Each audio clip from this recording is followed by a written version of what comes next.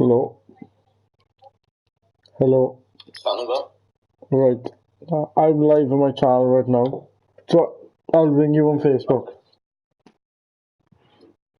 I did just get a notification now Right. off YouTube. Let me ring you on Facebook so I can post on my Snapchat now, right? Son. Right. Right, guys, 2 seconds.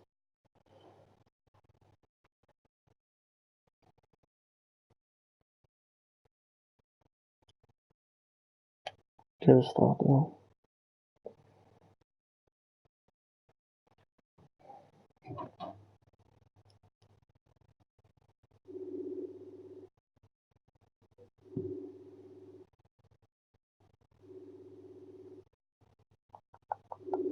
It's the first time we've done this, guys, so prepping now.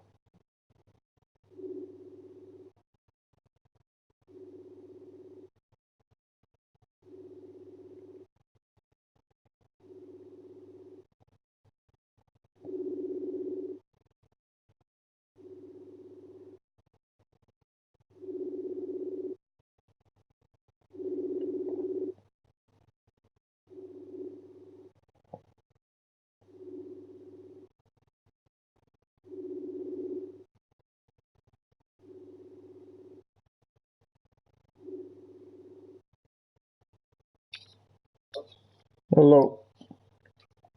Yes? Right. So, hey guys. We've got all the technical stuff sorted now. So obviously it's the first time both of us do that. Yeah, this is a boxing podcast. We probably can do once a month, maybe twice a month, depends on the schedule. It's not a specific schedule, such. So, should we get into it then? Yeah. Right. You got anything to discuss on first month for boxing? What else, like month or so? I think it's at the moment would be KSI versus Logan Paul. Yeah, good shot. I mean, that was massive. That was the other day. Yeah, so Saturday night we saw KSI. Good scrap, I'd say. It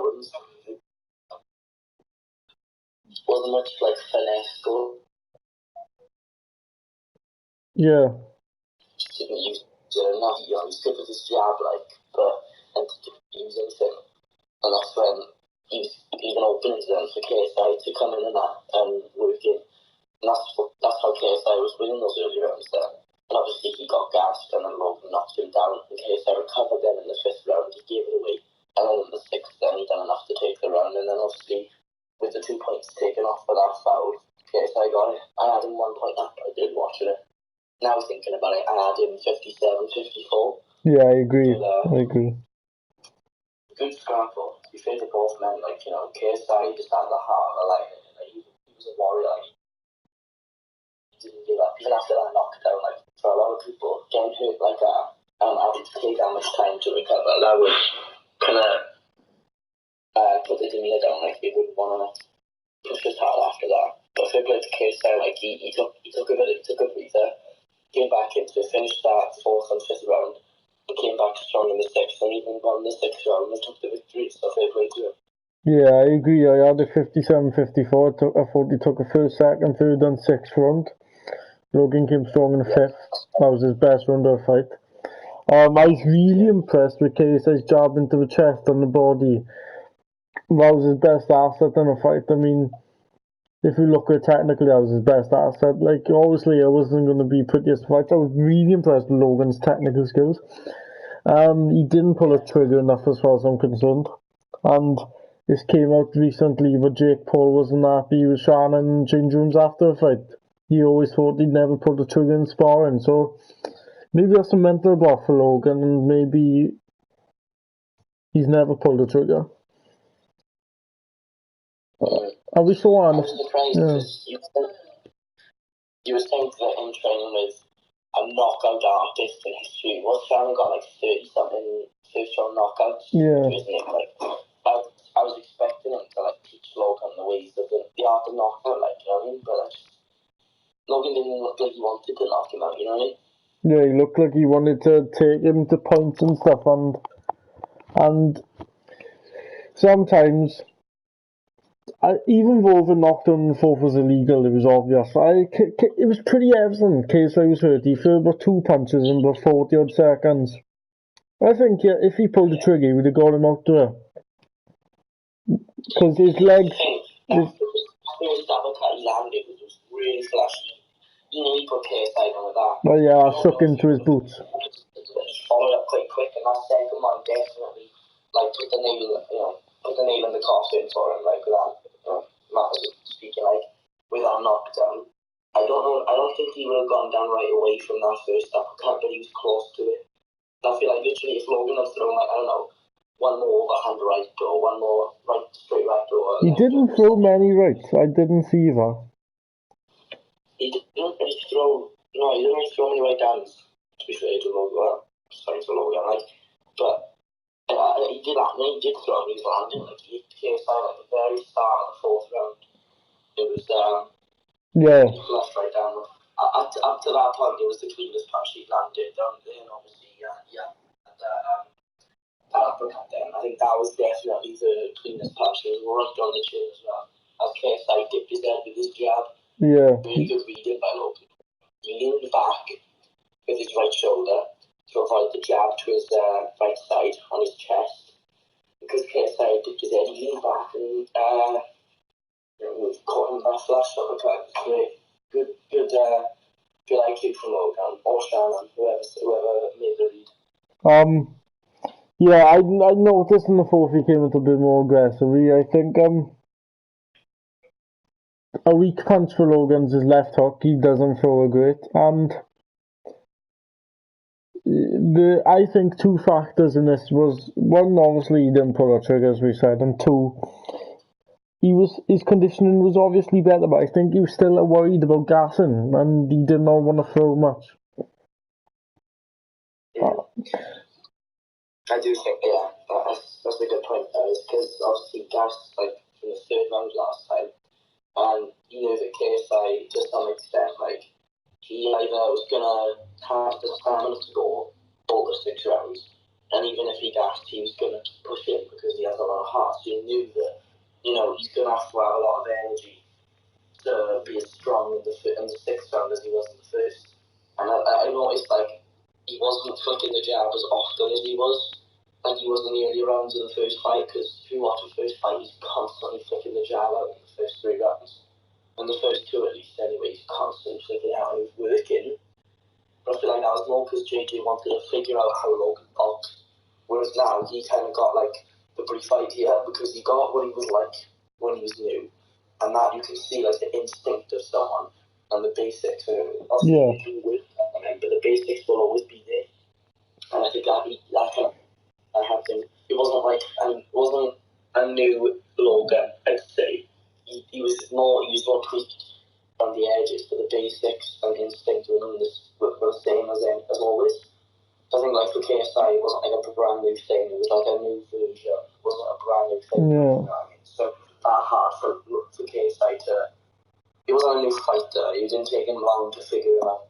Whereas in the first fight, he had no footage. I remember there's a TMZ thing of 30 seconds, and TMZ was a fake. And you know what the Paul brothers are like, so you can't take that. You have to take it with a grain of salt, really. If you count that in seconds, so you've never seen anything. And obviously, he had 3 minutes to start, and he just had to figure out. Obviously, Logan was messing him up in those first 6 minutes.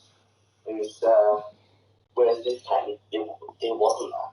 In actual fact, KSI took the first 3 rounds himself this time. Yeah, and he said before the fight, he told him straight to his face, you don't deal with pressure and you can't fight backwards. Exactly what happened. Yeah, I noticed that as well. Logan would clinch a lot, or he wouldn't throw back. As soon as KSI would throw pressure on him, he would just try and use his head movement, and if he couldn't, he'd put his head under his arm, or try and get KSI as he swing with his head under his arm, or hold his arms or something like that. I don't know, but he would try all the time to clinch. It's annoying because you want to see in the first fight anyway, it was annoying because Logan's wrestling background meant that when he had that clincher, and he had KSI's arms, KSI, who didn't know anything about wrestling, he really struggled to get away. But in that second fight, I think he kind of learned a few things in the clinch because he was expecting Walton to do this time, obviously. Yeah. And then you noticed he was working in the clinch with he was body shot, he would kind of shoulder barge him, have him in the head and when there was a bit of room between them. And I think even in the clinch, not only was Logan being on defensive, and he was still getting hit in the clinch. So I think it's case there for, playing his cards out, So, we've discussed the fight now. Let's go back to a few weeks back. I'm surprised because it was only 2 weeks ago. Josh Taylor and Regis Prograis. Have you seen that fight and what do you think of it? Oh, I thought it was a class war. That's the right way to describe it. There was a lot of technique involved, especially compared to KSI Logan. But what I noticed was Josh Taylor wasn't really working his jab that much. He had a 2-inch reach advantage on Regis, or 2.5, sorry. Yeah, Regis is 5'8" with a 67-inch reach, and then Taylor was 5'10" and 69.5. So you add 2.5 inches of reach.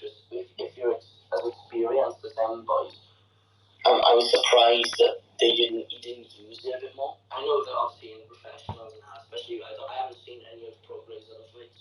I don't know if he's able to eliminate that factor, if it's easy for him to get on the inside. But those boys were fighting in the pocket for 12 rounds. It was a really good fight. I wasn't sure who was winning when I first watched it.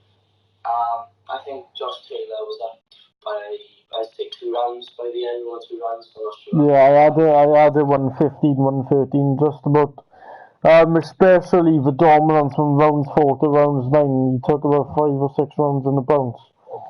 Yeah, fifth round Prograis took. And middle rounds, Josh Taylor was having it really good. And to be fair, I watched a bit I only saw the first minute or whatever because I kind of got distracted by something, but I remember I started watching the gloves are off between them both. I'm sure I had Prograis 3-1 after 4 rounds, and then 5 to 10 Taylor took, and then Prograis it was either 5 to 10 or 5 to 9 off the top of my head now, I can't quite remember. Then Prograis and Taylor shared the last 3 rounds between them.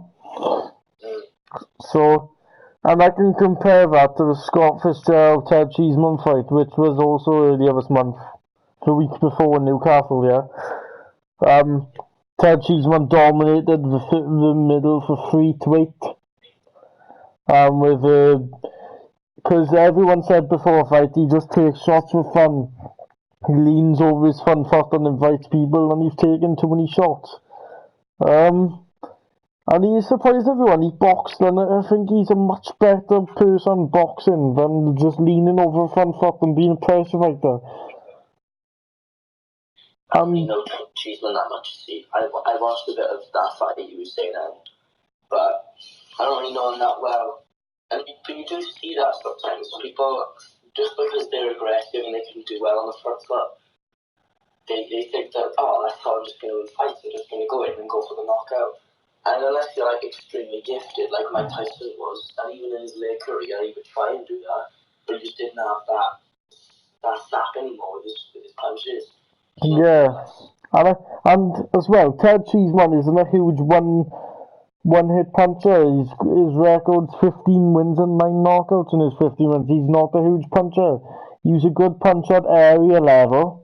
But now at British level, he's not a big puncher, but he can take those punches. I'm sure Anthony Fowler, the scene of super welterweight, so exciting. You have Anthony Fowler, you have Scott Fitzgerald, Cheeseman's still in the mix, obviously. Kieran Conway, you had the draw with back in June, July. Out of those boys of the domestic scene, I can see Fitzy does have his flaws, but I think he can push on to a higher level and take it to the European levels of super welterweight. I mean, you got Sergio Garcia. Yeah. But you got good fighters at European level. Now, Sergio Garcia is 30 now, but he's really untested against proper top 10 opposition. Is he fighting journeyman? Would you say? He isn't fighting journeyman, I'd say. He's fighting fringe European opposition, and obviously if you're top 15 in the European, if you're fighting top 15 European, you're allowed to. So he isn't fighting top 10, and I'd say Sergio Rossi is a top 20 fighter, and he's 30 now. He's not earning that much money fighting European opposition. I'd say he's only earning about 5 figures his fights. I just give a fights now super welterweight, to be honest. You got to move on to our world scene. I mean, Sergio Garcia and Kell Brook is a fight that could be made, although Kell Brook's looking to go down to welterweight. I personally I think he's very tight at welterweight, and I don't think he'd struggle at welterweight now with a scene of welterweight. It's amazing. But yeah, like we go back to the domestic scene of super welterweight. It's exciting. You've got loads of fights you can make. I'd be interested to see Kieran Conway versus Fitzgerald, mix of styles. You got a long rangey Conway and a Fitzgerald who's a pressure fighter with a good jab, and he'd have to jab his way in for that. Have you watched much super welterweights in Britain? Or Definitely not. no? The only thing I think I saw was if he's even fighting there, I think it was one of the Manny Pacquiao fights. It's been a while since I've seen any super welterweight, so at least Yeah, his last super welter fight was Margarito back in 2010. okay. Yeah, but that seems exciting. Going back to the Newcastle show, it was a good show. Did you see Rickson and Davis Jr.? Oh no, I haven't seen that. That was a tear up. I'd recommend it. Rickson probably won 116, 112. But when the 116, 112 doesn't represent the way Davis came. I think he's a touch dry, super light, and I've seen on Instagram lately he's looking to go up to welterweight. Which I think he's a solid European level fighter currently. But going back to the Poirier Taylor, did you see Derek Chisora versus David Price? I saw that, yeah. Chisora was doing a good job. I'm sorry about my voice. I was speaking on a gig the other day. Yeah. Yeah, Derek Chisora did really well, especially in the start. I thought like David Price would move the jab a little bit because of his height and reach. I don't know how tall Derek Chisora is. I think he's like 6'3", 6'4". But I mean, David Price, like, what is he, 6'8" or something like that? Yeah. He's like, well, he's a big boy to say the least. I thought he was going to work the jab and keep Chisora away because, I mean, well, a lot of people have seen Chisora versus White. You know how he's got bombs on the inside, Chisora. And obviously he didn't win either of those fights, but he, like, in both of them, he gave Dylan White a run for his money, like. And Dylan White is an underrated guy as well. He should get a title shot someday. And, Derek Chisora nearly took a goal, but I think in our second fight, arguably he was winning until he got knocked back out. He was doing very well to say the least, though. But, like, I was feeling that David Price was going to win because the last person I saw him go up against was Dave Allen. And I thought Dave Allen was going to get him because Dave Allen's got, he's very powerful. Like I thought he was going to knock David Price out. David Price just didn't let him get in. Couldn't do anything. So I was like, he's probably going to do that to Chisora. So that's what I thought was going to happen. Yeah, I mean, he didn't even try to keep him away, really. David Allen's Dave Allen's my favourite fighter, like out there everyone watching. Danny Jacobs also on middleweight. We'll talk about that later. It's hard for me to talk about Dave Allen without bias, but the way he's a very poor man's version of Chisora when you look at it face value. As much as I love him, as much as I don't want to say anything bad, he is a poor man's Chisora. He's decent when he's in shape. He's good on the inside, but he's been in shape twice in his career. I think before his losses, he was fighting journeyman and stuff. So you can't say anything. But twice he's been in shape. Lucas Brown, he was in shape for. And as we know, Lucas Brown was washed up at that point. Lucas Brown wasn't that good anyway. He luckily won against a really shot Saga F of a WBA regular. So we got big fights coming up as well. Like, as it was 7th of December, we got Louise and Joshua and their rematch. That's definitely going to be exciting. Yeah, it's going to be exciting. The only way I can see Joshua winning is you're going to be like Klitschko. You're going to box long. I think you're going to box long and clinch whenever needed. Yeah. And you can't. Because Ruiz is a front foot counter puncher. I wouldn't keep the pace that high. I'd throw as little as I can to let him counter as little as he can. Joshua can do 12 rounds, yes. He has his stamina problems, but the only stamina issues he has is when he's hurt. Like, he was hurt against Dillian White in the fight, and he used his stamina, and he had his second win. Against Povetkin, he was hurt, and he had to get a few rounds over.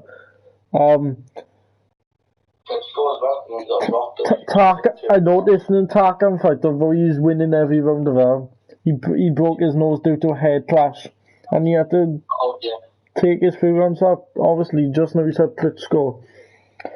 I think Klitschko was the height of his career, and since then he's been going down. Yeah, I'd say as well. That Klitschko fight was amazing.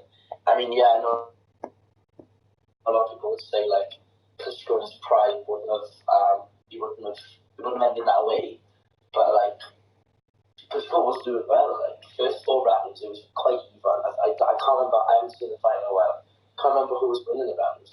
Quite even, to be honest, because obviously both of the boys, like, you know, they knew their range and that. There's similar stats between them, like I think it's like same height, and only like an inch difference between them, so they're virtually identical, like other than the age and experience wise.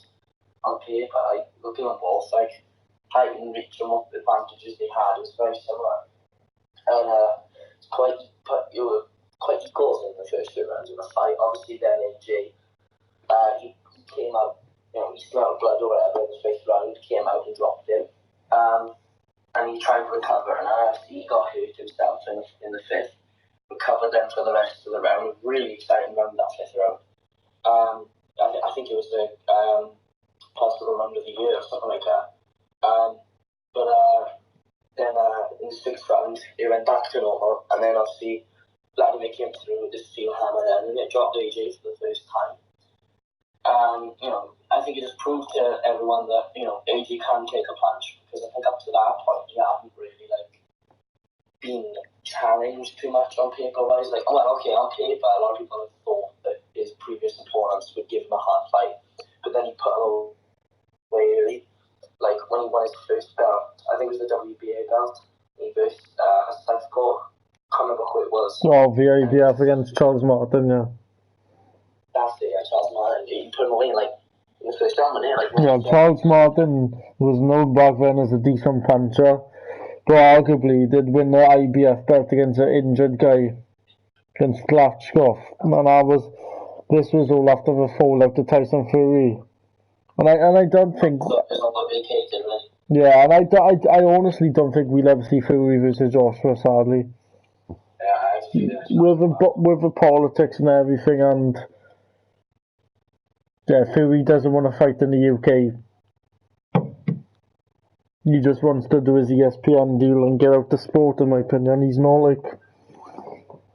He wants to expand. He wants to expand his name now. Like obviously, he's been in a film since he beat Klitschko, but then obviously he stopped for like 2.5 years. I think he's getting bored. Already, and he doesn't have a love for the sport like he did anymore.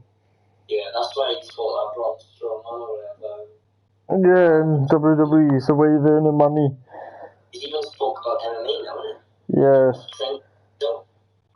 Seen videos now, like training Klitschko, takedown defense, and all like that's what they do. Like, he looks like obviously down to a different league in terms of MMA fight, because like they're doing sprawls and that, like from stand up to sprawl to jump back up. Kind of like slightly different version of burpees. But literally, Tyson Fury, obviously the world class athlete, but like when you look at both,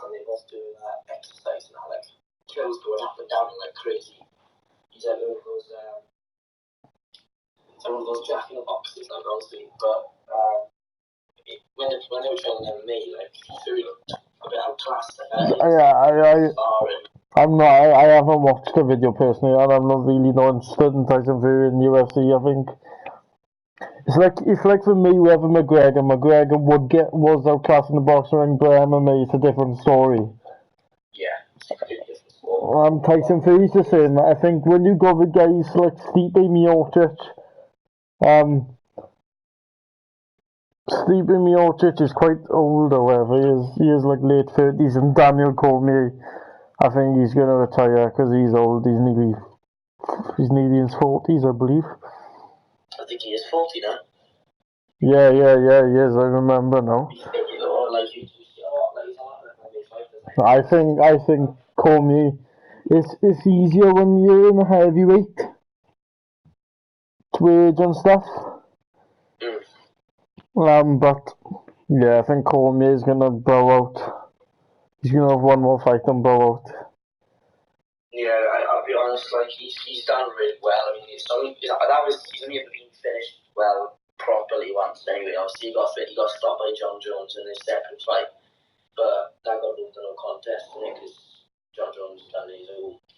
He done the good old John Jones done a bit of steroids and that. But obviously, I know he's got 2 losses now. Cormier at that first fight with John Jones, which was a decision. Yeah, and then he got knocked out by Miocic, didn't he? Yeah, I'm kind of gutted up because I wanted Cormier to win that fight. Because in the first fight, it was like a flash knockout, and he was losing that first round. He caught him with a good elbow in a clinch and knocked him out clean. Yeah. And that second fight, like Cormier was winning. He was winning quite easy, not easy, sorry, but quite handily as well. It wasn't close really.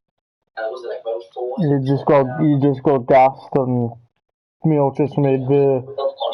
From Miocic. Yeah, the third round was Miocic turned up a bit. He switched the tactics. He went to the body and tired Cormier. And that's when he got 40-year-old's legs. And I'm really impressed with where Pacquiao's going in welterweight. Like he'd beat most of those guys. I don't think he'd beat Terence Crawford or whatever. I think he's the 3rd best welterweight currently, over 4th arguably. Because I'd arguably put Porter ahead of Pacquiao. It's arguable, however. I'd like to see the Porter Pacquiao fight. I think it's a really, really exciting fight. I just think, however, Crawford is in his prime. He's too skilled, and Spencer's just huge, and he's huge for welterweight. Yeah. So. Terence Crawford. Yeah, they're both undefeated. Spencer Crawford. Yeah, like I swear he's in top 10 pounds per pound at the moment. Yeah, Crawford's. I'd say Crawford's the 2nd or 3rd. I think number 1 is hard because number 1. You'd say Lomachenko's number 1. Yeah. Because he's special. Or Lomachenko, one or the other. People think Canelo should be number 1 because of his recent achievements. Yeah, obviously he just fought as well. Whenever you just fought or whatever, it might not be the greatest fight in history, like, but people think that it was the most recent fight. Let's be fair though. He's fought a Kovalev that's been knocked out twice in the last 2 years. No, last 3 years. Sorry. Like Kovalev is not the guy he was when he fought B-Hop and John Pascal all those years back. He's not the same guy, and he took him. I think Beterbiev would beat Canelo because of his power and size. He is a force of light heavy, and he's arguably doing for pound ranks.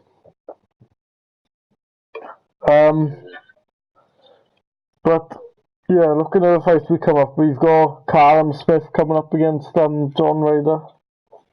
Yeah. Which is a really interesting fight. I mean, I like John Ryder, I'm a fan of him. He last fought on the Canelo Jacobs undercard. And he took that boy to school. I mean, the boy'd never been tested. It was clearly like John Ryder gave Billy Joe Saunders a good fight back when he was middleweight. But this is a new John Ryder super middleweight, but I'm afraid Carl Smith is way too tall for him. He's 6'3", and John Ryder's about 5'9", 5'10". It's just a huge reach on height difference, and I think John Ryder's skills are underrated, but I just think the pure size of Smith. Just pure size. Are you playing your C at the moment? I'm just streaming. I just opened the stream. But yeah, I mean, I like the Callum Smith John Ryder fight, but I just think it's one-sided. I mean, yeah, it's just I just can't see a way past Smith, to be honest. I mean, John Ryder's probably like a 7-1 underdog, so I don't know. But we also got, obviously not at the same heights as all them. Got my fight on the 11th of December now. Yeah, that's going to be coming to the channel, guys. It's pretty good fight. We've got a new improved Ben, and Sam who's untested. He's unproven. It's his first fight. So God knows how he's going to be in the fight.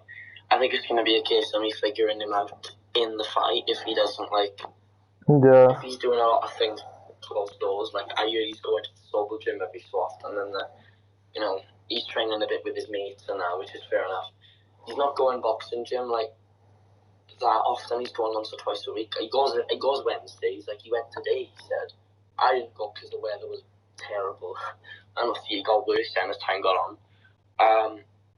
But he went still, so fair play to him. He's got commitment to stick into a routine. Yeah, but I think, however, honestly, I haven't seen him box, so I can't say. But if you judge on what you've said, he seems to be working on his fitness too much rather than skill. Yeah, he wants to be able to last for 3 rounds. Yeah, and I don't think there was ever a time where he wouldn't have lasted 3 rounds. I'm not I'm stronger than I was for sure, but I'm still not gonna, especially with head guards on and 16-ounce gloves, I'm not gonna do any crazy damage to him.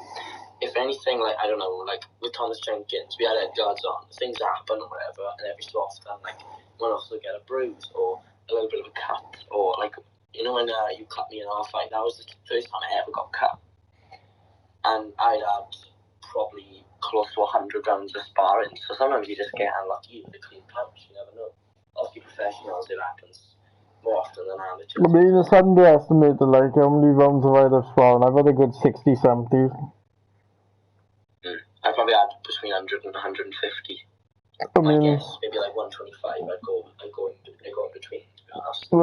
60, 70 rounds, you do pick up quite a lot, and my technique's finally starting to come to me. I mean, I've been beat up in sparring. Only Buren's just. It's not his power. His power don't faze me. It's his accuracy. He's just so accurate. His timing as well. He'll counter you no matter what you throw at the thing. Yeah. As soon as you're below 100% energy, you'll just time it and counter. Everything will slip. You'll see everything coming. He'll read you as well if he keeps throwing the same punch. He won't need anyone to say, when he throws that punch, do that and do that. He'll make the read himself. He's got a good boxing IQ, to be fair. I don't think Sam has that. I don't think Sam knows enough about boxing to be able to do that. I think it's a case of, what KSI was saying to Logan Paul. You might know how to do all these different things, and you might know that when you slip a punch is good, and you might know that you have good jab, but if you don't know enough about boxing and how the sport goes, you're not gonna you're not gonna be able to think for yourself. Your coach can try to do all that, but Sam's boxing IQ isn't gonna be that good. If I keep doing the same thing over and over in the fight, I don't want to do that. But if I lose my head a little bit and I forget to mix it up or whatever, and I start throwing a certain punch all the time, I don't think it's gonna count. It's not. I think for a whole round I was doing the same thing. By by the end of the round, I could still be doing it, maybe working probably. I mean, I don't think he would have like thought, oh, when he does that punch, I'm going to slip under it, body shot. He's probably not going to be able to think like that for himself. Whereas, obviously, like with sparring, and I'm probably going to get a little nervous like I did last time. Probably not as much as I did, because with me and you, like, obviously, I didn't train for Christmas, and I knew that, I wasn't. My chances weren't as good as they were. I think arguably, like, I don't want to come across as cocky, but there was more buzz between me and your fight.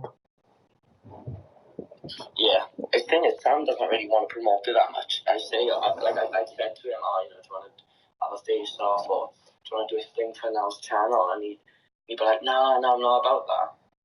And obviously, no one can force him to promote the fight if he doesn't. What I think, right? People would say like, oh, it's just because he's not interested in that, like you are. I don't think he likes attention, though. I have a feeling that he gets nervous easily, and he knows that the more people that are going to watch this and all these videos building up, I feel like he knows that in the moment that's going to get to him. I don't mind, like, if there's less people watching the fight, I'm not going to get as nervous, yeah, same, but I feel like I have a feeling that he's probably going to get nervous, and he wants to minimise how nervous he gets, and he'd rather, like, not have all these crazy videos talking about the fights, and saying, oh, watch this fight, everybody, and then all these numbers and that coming up, and I'm saying, oh, 300 people saw this video, 400 people saw this video.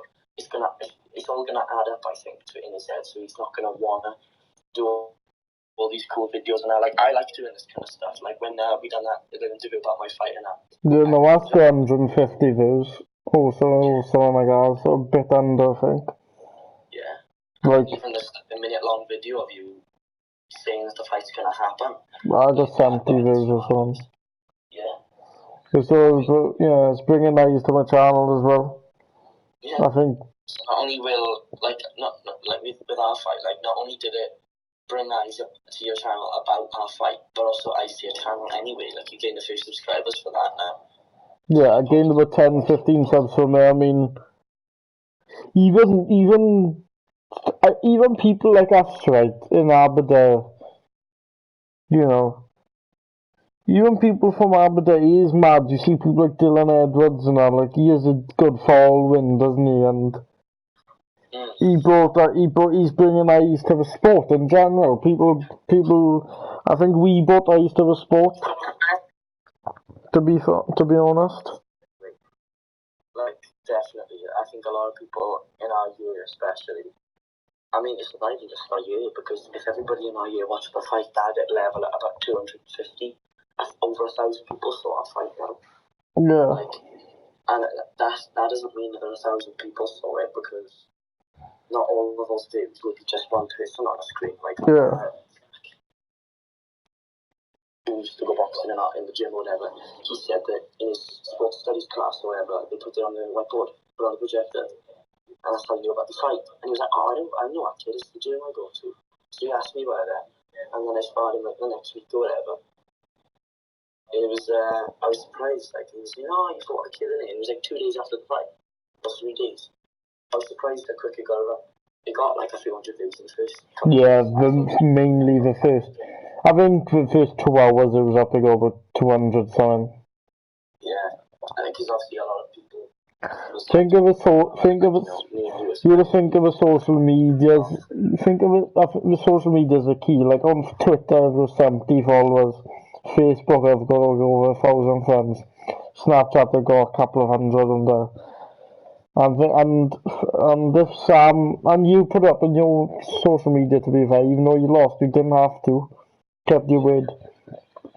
I think if you and Sam put up, and then when I lose back away from it, like, you know what I mean? The fight was there, and I wanted to get eyes on it because it's what people were waiting for, and I didn't want to like just say, oh, I'm not gonna bother posting about it because I lost. I wasn't even thinking about it.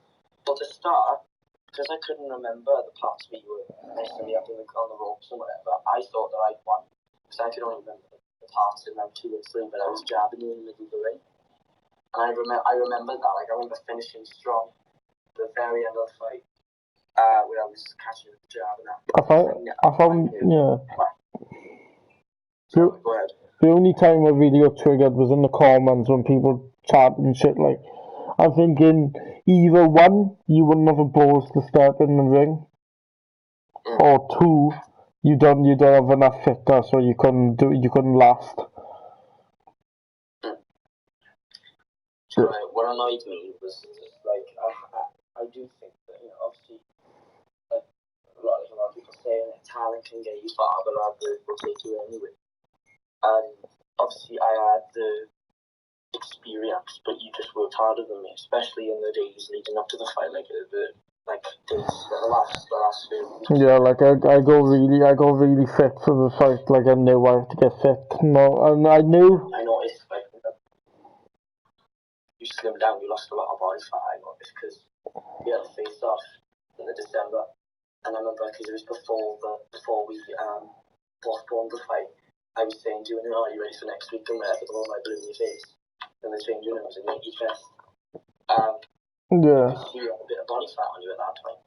You was at the right weight, but you had a bit of body fat. But I noticed that you was a lot thinner in January. I was like, geez, I was lost a bit of weight today.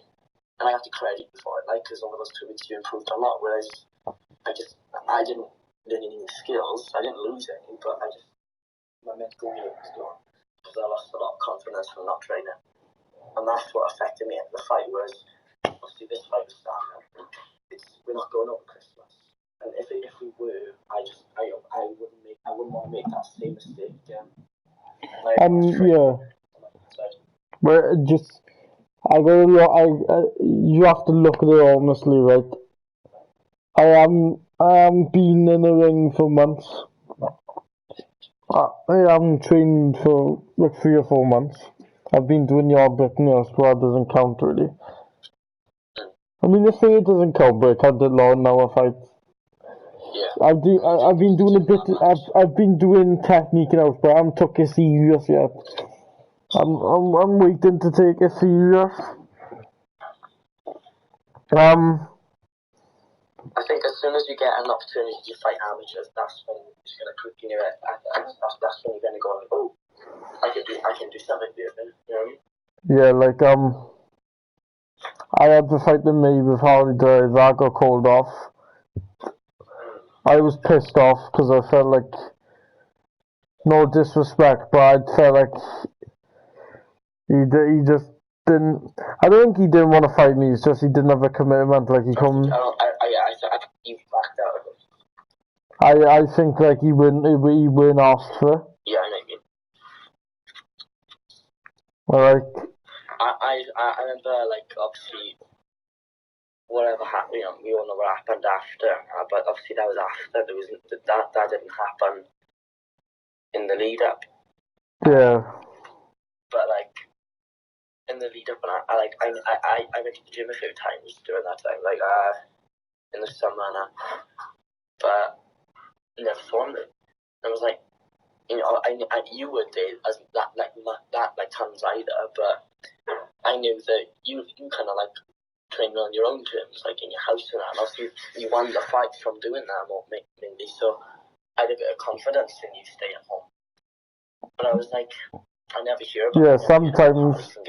You know what I mean?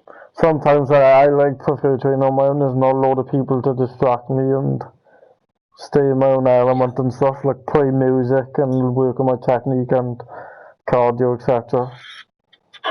Yeah, I know what you mean. I mean, like, I kind of rather, like, they actually took in a little amp or whatever to boxing the other day, started playing a bit of tunes and whatever was on the radio, I guess. But a little mixtape. Yeah, like. You know, I kind of like that, but I do like having someone there who can critique you constructively, like, and say, like, obviously, if you don't know you're doing something wrong, you're not going to do anything to change it. And that's why I was never like, I'm going to predominantly train in the gym, and then I'll do like little bits here and there, like shadow boxing or a little bit of dumbbell training, because I got dumbbells upstairs or whatever, and I'll just do a few sets and a few reps of them. Yeah. what I do is I do like 15 on one arm, 15 on the other, and then 15 doing both at the same time. I don't know why it makes a difference, but, and then I do that about 3 times a day or whatever, and I put a few kilos on it. So I'm never like that defined in my arms, I'm never that big, so I was like, look at my power, like, so if I have defined arms, it's in hell, but I'm not really worried about my arms. Like, obviously me putting on weight and that puts it on my arms a little bit, but, like, I'm not too concerned about having big arms, and I'm not, like, super defined in terms of, like, just body anyway now. Like, I have a body fat, I don't know what it is yet. It's probably not, like, it's probably lower than what I was before, because before I was, like, between 17 and 18% when I was with you, and I was just under 9 stone. Now I'm about 9 stone 2, 9 stone 1, depending on the day, really. I don't mind staying where I am. I run up protein shake. I'm like, I'm struggling. at the moment I'm 10-9, so I'll be done about 10 stone, Like, if you're 140, yeah. I coming up to Alfred, I thought of every adversity possible I had. Like, I knew if I lost to you, but the boys wouldn't have let me forget about it, and some people who I thought were close didn't seem asked about me doing it. And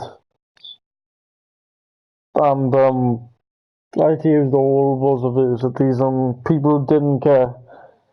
I don't care if people didn't care, but I just thought, like, you're not backing me, dude. I'm gonna show you why you should back me and why I'll fight anyone. I'm not bothered. I'll box anyone.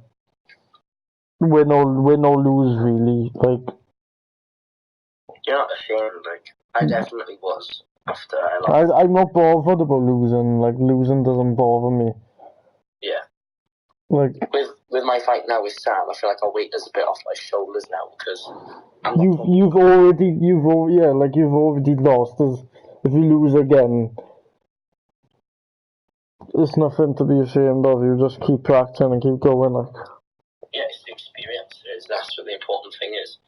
And obviously, the next step after all this, if I beat Sam and I don't feel ready for an amateur fight just yet, I'll fight you in, I don't know, mid-February. Yeah.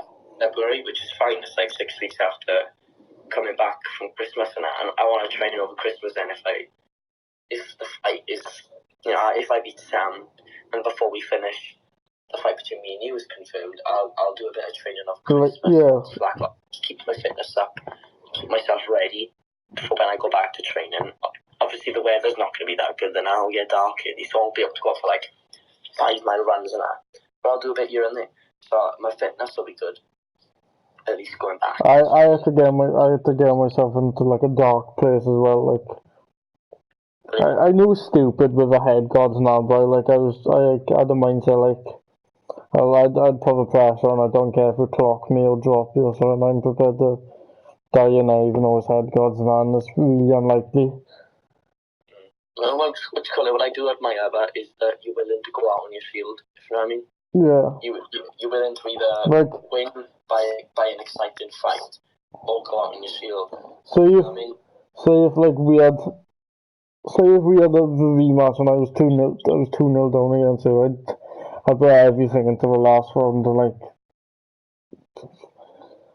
I knew I'd have to knock you out, and I know it's brutal, but it's the way it is now. Drop you at least to get a draw. Yeah. You got a lot of commitment in the ring, like, you know what I mean? And I felt like my demeanour wasn't as I didn't have as much of a confidence, and I felt like I'd lost before I got in the ring, really, because of the lack of training I'd done over Christmas. If I had trained over Christmas, I would have been talking smack like it was on the last week, but not because I wanted to hide that I was nervous, but because I would actually be confident. Like when me and you had that face off, I was blowing in your face or whatever. The week before we was gonna fight, I was confident. But the week before we actually did fight, I was nervous. Yeah, like two different ways of confidence, really. Like, I gotta be honest, like, the last week coming up to our fight, I didn't want to speak to you. I didn't want to see you. Like, I know. I got that whatever. Now you give me the little clap or whatever you want to call it or whatever. And as soon as hands made contact, he pulled it back and walked off the other way. I got in such a zone, and people mistook it for me being scared or whatever. Yeah, I thought he was. That's where I got like super cocky, you know. I thought you was a bit nervous. Obviously, you weren't. I get in such a zone. Like I hate them at that point. Don't want to talk to him. I don't want to see him. I just want to see him on that day and do what I do. Get yourself. Yeah, I know you mean, like, you know, you're gonna be punching someone in the face in a few days, like. Yes, like, it's no fun and games, like. It's no fun and games. And I was friendly with you. Obviously, I was talking crap and whatever to generate hype, but I was still friendly with it the whole time. Like, when we was on a run, like, I'd say the odd sarky comment, but I was alright with you. Like, when I was training for the fight now, I'd be talking crap in front of all the boys, but then, like, when we played fight night, it was chill. You know what I mean? Yeah, like. Yeah, I'd say the odd funny comment, like, oh, I'll beat you in the game, then I'll beat you in real life. You know, like, but it'd never be serious. I never talked shit about you to the boys. If anything, I'd shit off the boys. And just say, no, you're gonna lose, and I was like, alright, we'll see, you know. Because I don't talk shit. I just say it how it is, and you saw the videos before fight, I said you were the highest skilled guy. And I had to just work my ass off, and like, even though I'm lower skilled, I know I can win. And like, I had my friends winding me up, and you see your true friends when they back you like nobody else will and stuff. Like, I only had the 2 or 3 backing me, and like, I was sure 2 or 3 will back me again against. I think, like, if you win and we have a rematch, like, people will be deceptive and not account for you improving. They'll just think, oh, it's the same's going to happen again. Yeah, well, unless I look absolutely amazing when I fight Sam, I feel like they're going to write me off and just say, no, you're going to lose because you lost over a year ago. Yeah, like, yeah, it's just like this. It's just straight facts. Like, it's no criticism. It's not like you would be the underdog. But I think nobody knows Sam. Nobody knows the quantity of Sam. If he looks brilliant against you, people will write me off. Yeah, because the last time they would have seen you box would have been against me. Yeah, and let's be honest, that was. Either of us were perfect, but you know what I mean? And I was far from perfect. Obviously, you knew all the cool little, like, feints and all the experience stuff, but obviously you were only recently really, in terms of training in the gym. In terms of training, yes, I was relatively fresh, but like, in terms of knowledge, I wasn't fresh. I'd be watching the sport properly for. At the time, coming up to the fight, I was probably a hardcore fan for about half a year, but like, casually, I was probably a fan since Joshua Klitschko. That really got me into it. But I would say I was a casual fan, but I really got into the sport, and like, I was a casual fan, and I started becoming a hardcore in 2018, but especially when I saw the KSI Joanna fight, people say, oh, that's literally the only reason I watch boxing and got into it. But that fight is the reason I started boxing. Yeah, that fight showed to me that if 2 random guys off the street can do it, because let's be honest, they were. I really had like 4 months of training. I mean, you're looking pretty good as well. Yes, it's two like guys off the street can do it. Obviously more famous, but like, I can do it.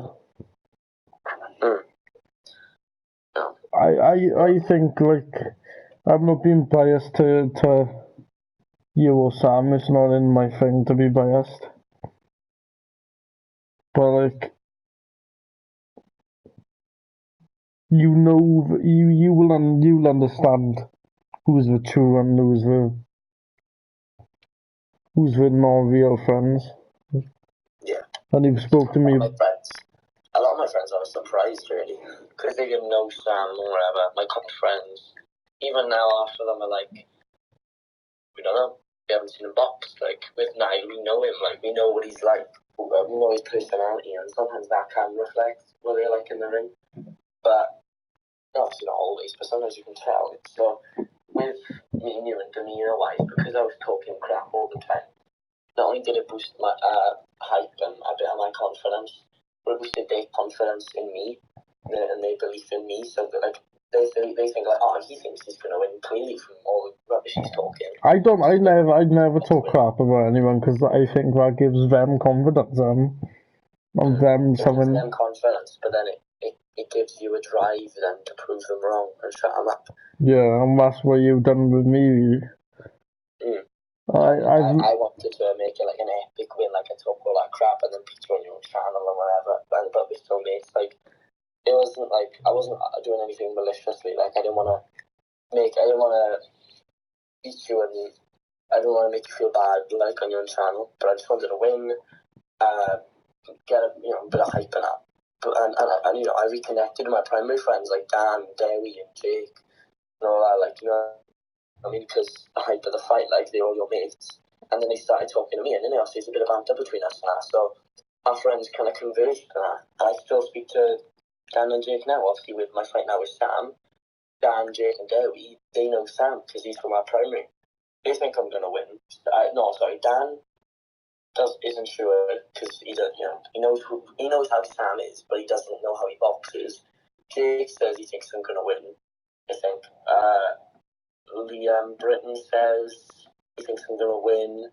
Morgan Southern and Ron Brown, I think they're a bit unsure because they know how aggressive Sam is and that. But most of my friends are like, you gotta win. You know what I mean? Yeah, like I have like every advantage I can get, maybe other than instinct, because maybe Sam is naturally a bit more aggressive than me. Whereas like in fight or flight, like my first spar, I curled up in the corner. Not curled up in the corner, but I cowered away for my first spar, and it took me a few months to get out of there. And by the time I got out of it, was about 3 months before week 4. And then I could like take a punch then from that point on. And then when I fought you, I kind of realised then, like, oh crap, I got a decent chin when I keep my chin down. And, when I sparred Thomas Jenkins, like, he never rocked me. I can spar people who are 70 kilos and hit me hard. And yeah, like, I'm not ashamed to say I've lost fights in school, like, I remember fighting Luke, and Luke, we know Luke, he's not small, he's got like 85 kilos. Oh, yeah. He hit me really hard, and he battered me. And literally, I didn't eat well for the next 2 days, my lip was split and everything. But like, I'm not ashamed to say, people saw for themselves, he battered me. But I took for themselves, I never went down, they were hard, but they didn't, they hurt, obviously they hurt, but I just don't go down. There's no in me to go down. I've never been dropped in boxing, even though I've been put in the ring with Daniel Button, who didn't know what sparring meant and that you have to go soft, especially when you're against someone who's like half his weight. You know what I mean? At this point, I was about 48 kilos, and he's about 90, and he's pummeled me in the corner. He didn't let me get out of the corner. It wasn't learning involved. We also didn't have head guards done, so I cowered away in the corner for like a whole 2 minutes. And as soon as Jeff would say when he does this, do that, I was so nervous, not only because he was my friend and because I was intimidated by him, but also the fact that we didn't have 8 guards on. I just didn't learn anything. But he didn't drop me. And I've never been dropped. I've come close a few times, like when I sparred Luke. One time he winded me 3 times right after the other. So he'd wind me, and then as soon as I'd recover, he'd put a bit of pressure on me. I'd leave myself open for a second, and he'd hit me in the same spot again, and he'd win me again. That happened 3 times. And the third time he done it, like, I really wanted